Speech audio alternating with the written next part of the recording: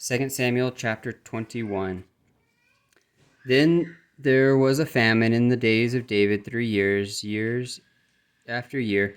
And David inquired of the Lord, and the Lord answered, It is for Saul and for his bloody house, because he slew the Gibeonites. And the king called the Gibeonites and said unto them, Now the Gibeonites were not of the children of Israel, but of the remnant of the Amorites. And the children of Israel had sworn unto them, and Saul sought to slay them in his zeal to the children of Israel and Judah. Wherefore David said unto the Gibeonites, What shall I do for you? And wherewith shall I make the atonement, that ye may bless the inheritance of the Lord? And the Gibeonites said unto him, We will have no silver nor gold of Saul, nor of his house, neither for us shalt thou kill any man in Israel.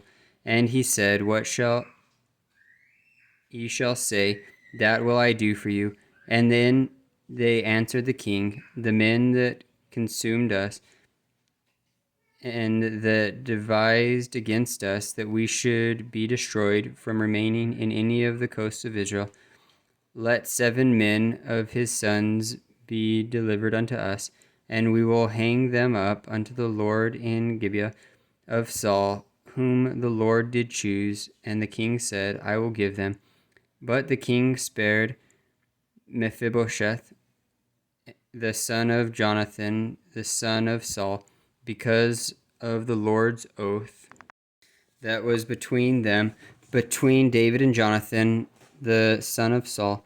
But the king took the 2 sons of Rizpah, the daughter of Aiah, whom she bare unto Saul, Armoni and Mephibosheth, and the 5 sons of Michal, the daughter of Saul, whom she bare up for Ardel, the son of Barzillai, the Mehulathite, and he delivered them into the hands of the Gibeonites.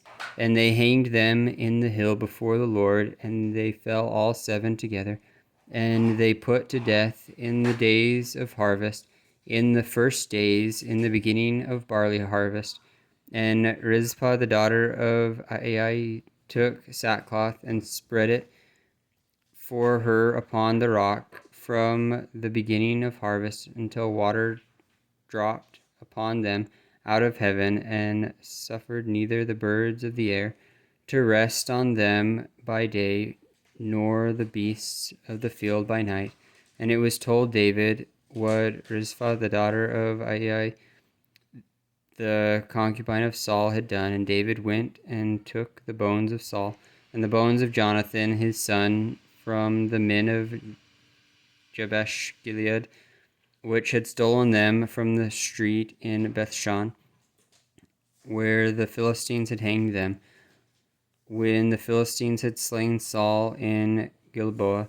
And he brought them from thence, the bones of Saul and the bones of Jonathan his son, and they gathered the bones of all that were hanged, and the bones of Saul and Jonathan his son buried they in the country of Benjamin in Zelah, in the sepulchre of Kish his father.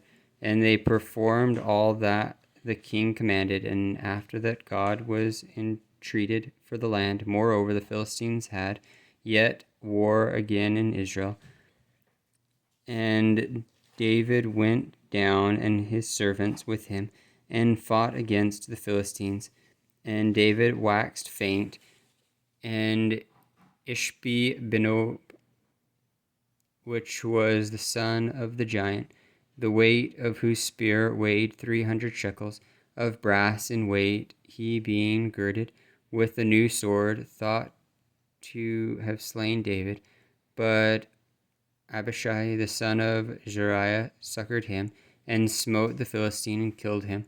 Then the men of David sware unto him, saying, Thou shalt go no more out with us to battle, that thou quench not the light of Israel. And it came to pass after this, that there was again a battle with the Philistines at Gob.